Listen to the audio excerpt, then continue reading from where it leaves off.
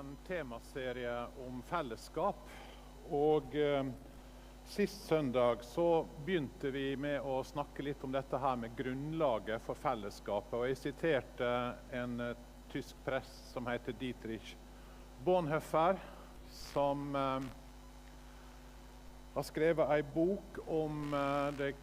Skal vi se, jeg hopper over. Nei. Han har skrevet en bok om fellesskap som vi anbefalte, som heter Fellesskap og bønn. Den kan dere bestille. Vi tar en felles bestilling på den, og så kan dere sende en e-post til meg eller til Lisa. Den kan jo også kjøpes på engelsk. Da heter den Life Together. Men Bonhoeffer siterte jeg mye forrige gang, for han sier noe om at kristen fellesskap, det er en virkelighet, sier han, skapt av Gud i Kristus, som vi får lov å ta del i. Kristen fellesskap er en virkelighet som vi får lov å ta del i. Det var litt av det fundamentet som vi la sist gang. Det er noe som Gud skaper, og som vi får lov å være en del av. Det er bare av nåde, og det er i Jesus at vi eier dette fellesskapet. Men samtidig så er altså Bibelen full av formaninger om at vi skal være med å bygge dette fellesskapet, at vi har et ansvar, at vi skal elske hverandre, ta vare på hverandre og bygge fellesskap. For eksempel Romerbrevet 14. Så la oss gjøre det vi kan for å bevare freden og bygge opp fellesskapet. La oss gjøre det vi kan. Er det en motsetning da her? Tydeligvis ikke. For det er slik for Paulus at selv om fellesskapet er gitt av Gud, og vi får lov å ta del i det, så har vi felles også et ansvar for dette fellesskapet. Være med på å bygge, være med på å bevare freden i fellesskapet, ta vare på det. Og Bibelen advarer mot alt som er med på å ødelegge fellesskapet. Slik som Efeserne 4, bær over med hverandre i kjærlighet. Sett alt inn på å bevare åndens enhet i den fred som binder sammen. Sett alt inn på. Du har et ansvar for den menigheten som Gud har satt deg i. Det fellesskapet som du får høre til i.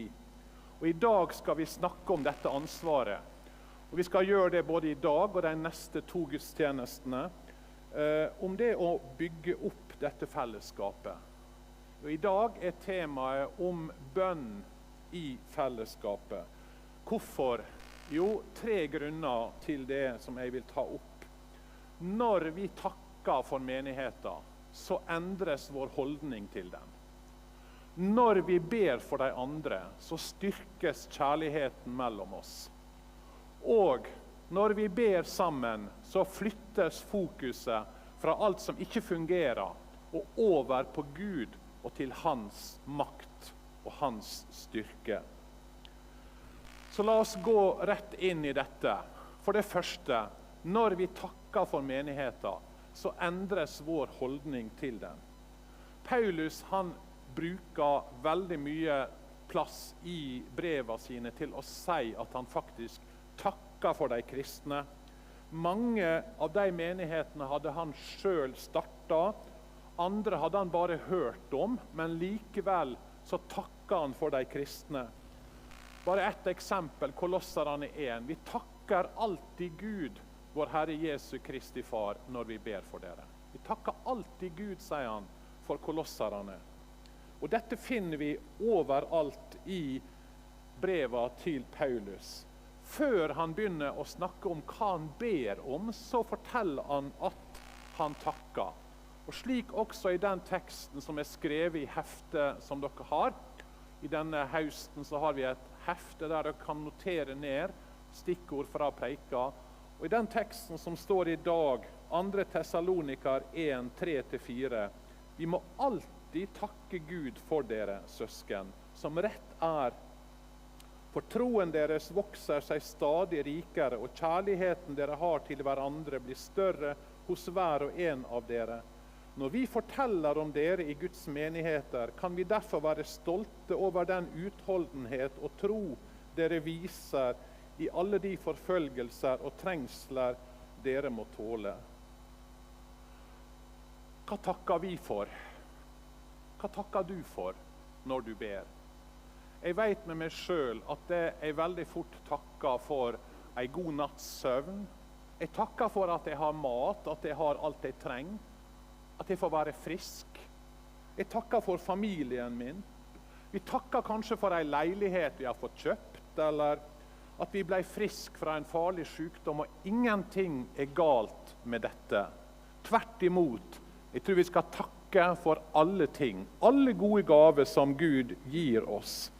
Men har du lagt merke til hvor stor del av takka di som er for din egen velferd? Som handler om deg og dine behov? Og det vi takker for, fortell ikke det oss hva vi syns er viktigst. Det vi takker for, fortell ikke det noe om hva som har fokus. Hvis en stor del av vår takk til Gud er for materielle ting, er det fordi vi verdsetter materielle ting høyest. Legg merke til hva Paulus takker for, og når vi gjør det, så blir i hvert fall jeg litt overrasket, og litt sånn skamfull, for Paulus han nevner omtrent aldri disse tingene her. Tvert imot så takker han for andre ting. Han takker for at trua veks hos de kristne i Thessaloniki. De ble ikke bare kristne, men de vokste i tru. Nei, de strekker seg mot åndelig vekst, og det takker Paulus for. Så takker han for at kjærligheten blir sterkere mellom dem. Vi sa sist at uten Jesus er det ufred imellom oss. Det er bare i han at vi har fred. For vi som hører til i et fellesskap, jeg vet ikke om du har lagt merke til det, men vi er utrolig forskjellige. Har du tenkt over det? Utrolig forskjellige i alder, i interesse, i bakgrunn og hva kultur vi kommer fra, og til og med hva språk vi snakker. Her er sikkert folk som snakker 20-25 forskjellige språk i denne menigheten. Vi er utrolig forskjellige, så hva kan binde oss sammen? Ikke felles interesse. Det er kun Jesus som kan binde oss sammen. Det er han som er vår fred. Og hvis vi mister det av syne, så er det fort at ufreden kommer. Å takke for de andre, det styrker kjærligheten mellom oss. Og han takker for at de held ut i prøvelser. De møtte jo veldig mye motgang og prøvelser, de første kristne. Og Paulus han fortsetter i den teksten, hvis dere leser i heftet, så fortsetter han å si at Gud skal nok en gang stille til ansvar mennesker som har gjort vondt, mennesker som forfølger og så videre. Alle skal vi fram for Guds domstol. Men i denne prøvelsen, sier Paulus, så viser de ikke hevntanker eller bitterhet, men de viser tålmodighet og tro. Dette er det Paulus takker for. Hva takker vi for når vi tenker på de andre i Trondheim frikirke? Hva vil det skje hvis vi takker mer for hverandre? For de som er i smågruppa di, for de du tjener sammen med, enten det er i NOA, eller det er i å snakke norsk, eller hvor det er du har en tjeneste, eller for menighetsrådet, eller bare for de du treffer her på gudstjenesten. Når du takker, så vil noe skje med hjertet ditt. Når du takker, så vil noe skje med deg. Bonhoeffer, han sa jo dette her, at vi er satt inn i et kristen fellesskap, bare av nåde. Derfor, sier han, trer vi ikke kravfulle inn i dette fellesskapet med andre kristne, men takknemlige og mottagende. Vi beklager oss ikke over det Gud ikke gir oss. Vi takker heller Gud for det han daglig gir oss. Hvordan trer du inn i det kristne fellesskapet her i menigheten? Trer du inn kravfulle, eller trer du inn takkende? Det er når vi begynner å takke, når vi ser hva vi har, når vi ser de andre rundt oss, at vi får begynne å motta mer og mer i dette fellesskapet. Det er når du ser de andre og takker for dem, at det begynner å skje noe med ditt hjerte. Når vi ber for de andre, så styrkes kjærligheten. Det er det andre punktet i denne talen. Ikke bare takker han for dem, men han skriver, jeg ber alltid for dere. Og det skjer noe med Paulus sitt hjerte når han ber. Hør hva han skriver om de kristne i Thessalonika i kapittel 1, i 1. Thessalonika brev 2, vers 17. For en kort tid ble vi skilt fra dere søsken, som barn fra sine foreldre. Dere var ute av øye, men ikke av sinn. Men vi lengtet etter dere, og håpet inderlig å kunne se dere sammen, ansikt til ansikt. Jeg lengter etter dere, sier Paulus. Når han ber for de kristne i Thessaloniki, ja, så skapes det også en kjærlighet i han. Når vi ber for andre kristne, så skjer ikke det bare noe i deres liv, men det skjer noe i våre liv. Det er en som har sagt at den korteste veien mellom to mennesker er bønnens vei via Gud. Hørte du det? Den korteste veien mellom to mennesker er bønnens vei. Det er noe av det som Paulus minner oss på. Ønsker du at fellesskapet skal vekse? Ønsker du at kjærligheten mellom oss skal blomstre?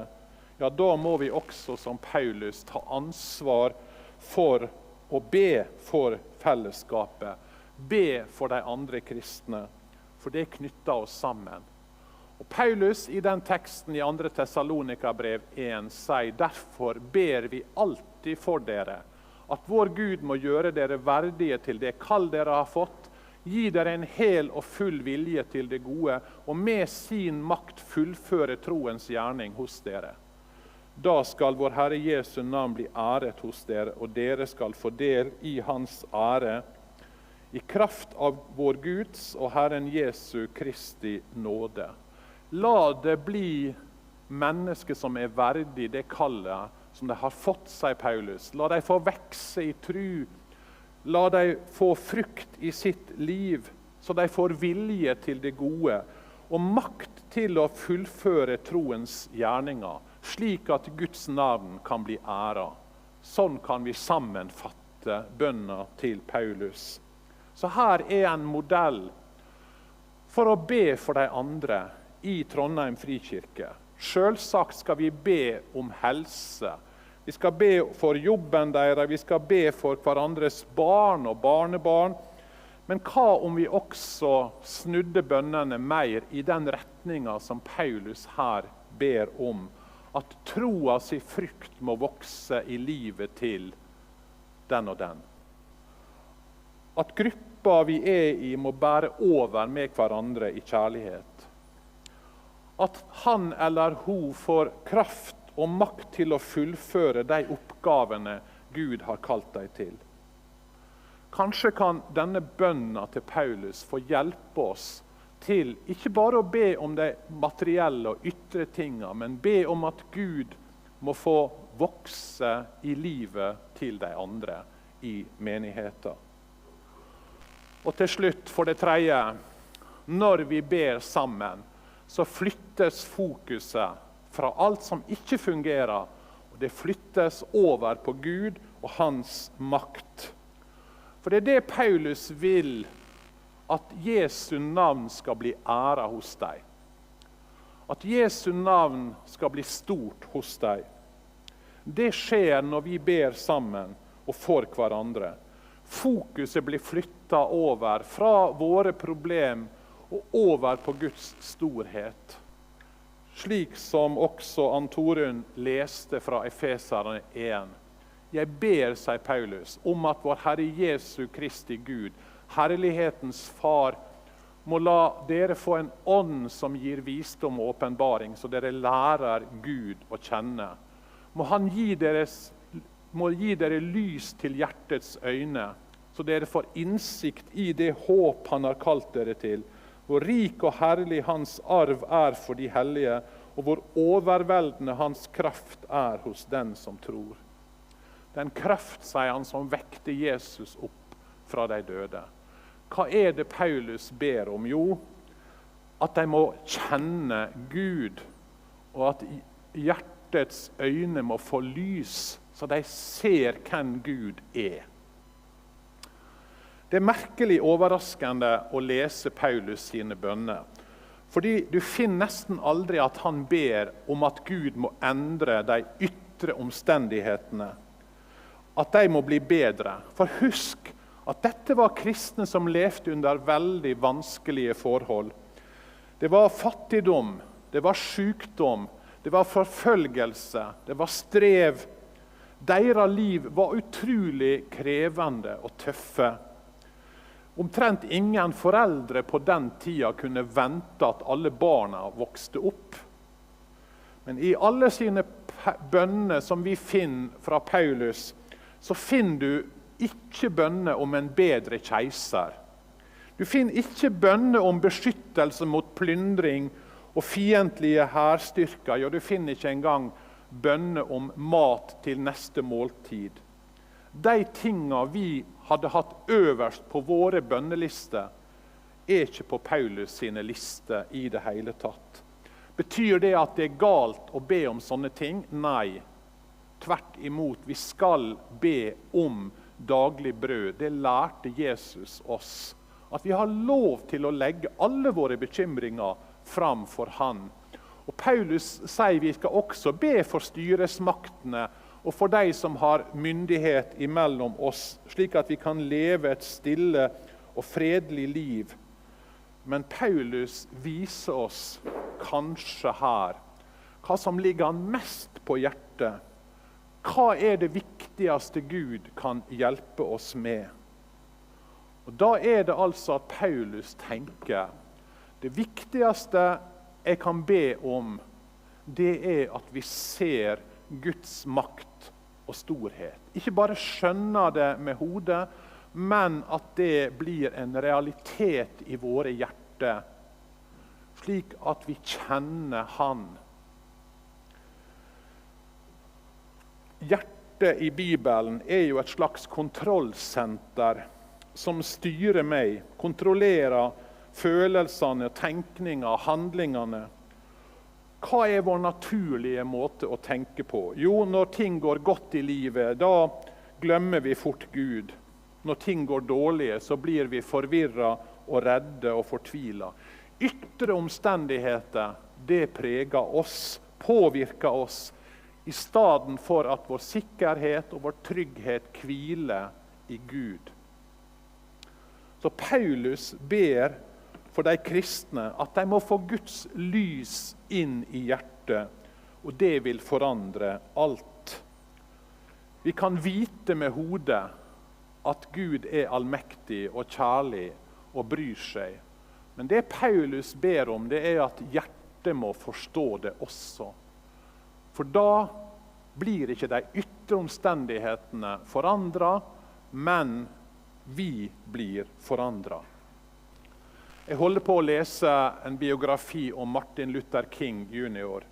Fascinerende historie om denne mannen som fikk bety så mye for å få slutt på raseskillet i sørstatene. I 1954, da var han ferdig med utdannelsen. Han hadde tatt en doktorgrad på universitet oppe i nord, og han fikk massevis av tilbud om å være i nordstatene, der det var tryggere for han og familien. Men han og Coretta, kona, de valgte å dra tilbake igjen til Montgomery i Alabama, som jo var en av de mest segregerte byene i USA. Der ble han pastor i en menighet. Han ble raskt en leder. Og høsten 1955, da skjedde det noe i Montgomery. En dame som heter Rosa Parks, Hun satt på bussen, og det var jo da slik at bussene de var delt i to. Svarte skulle sitte bakerst, hvite skulle sitte foran. Hvis det var fullt i den svarte seksjonen, så hadde de svarte ikke lov å ta hvite sete. Derimot var det slik at hvis det var fullt i den hvite delen, så kunne hvite forlange å få seter til de svarte som satt. Ikke nok med det, du kunne altså gå bakom og ta et sete fra en svart, og den svarte fikk heller ikke lov å sitte ved siden av deg siden du var hvit. Dette var i 1955, i min levetid. Så Rosa Parks var på vei hjem igjen 2. desember 1955. Hun hadde vært på jobb hele dagen og strevet for en hvit familie som hushjelp. Og hun sa, jeg orker ikke. Beina mine var så slitne. Så når den hvite kom og ville ha henne plass, så nekta hun. Hun ble arrestert, tatt av politiet, og hun ble ført til politistasjonen og ble fengslet. Dette satte jo sinna i kok, og det var starten på bussboykotten i Montgomery. Og den ble ledet etter hvert av Martin Luther King jr., og han ble jo da senteret for alt hat, all forakt, for alle brever. Han ble arrestert. Han og Coretta hadde fått en liten jente, og de ble daglig trua. Telefonen sto ikke still, og huset deres ble bomba. Og han fikk dødstrusler nesten daglig. Det var en voldsom påkjenning i denne bussboykotten, som jo forandret veldig mye i sørstatene, og som varte 1 år, der de svarte nekta å ta buss. De gikk, eller de satt på med hest og kjerre, eller hjalp hverandre. Men det tærte på kreftene, motet på alt. En natt fikk ikke han sove. Når han satt der oppe og var fortvilet, så ringer telefonen, og en grusom stemme sier til han, Nigger, hvis du ikke er ute av denne byen i løpet av 3 dager, så skal vi skyte deg og bombe huset ditt. Og han kjente, jeg orker ikke mer. Jeg gir opp. Skal vi flytte? Han hadde gode tilbud om jobber nordpå.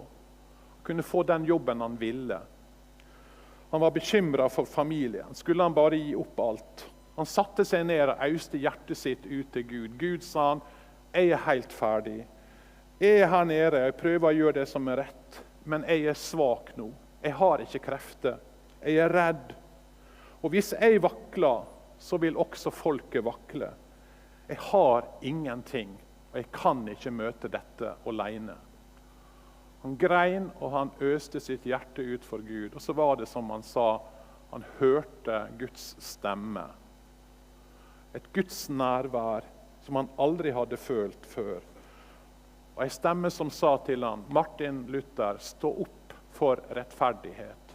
Stå opp for sannheten. Og jeg vil være med deg, like til verdens ende.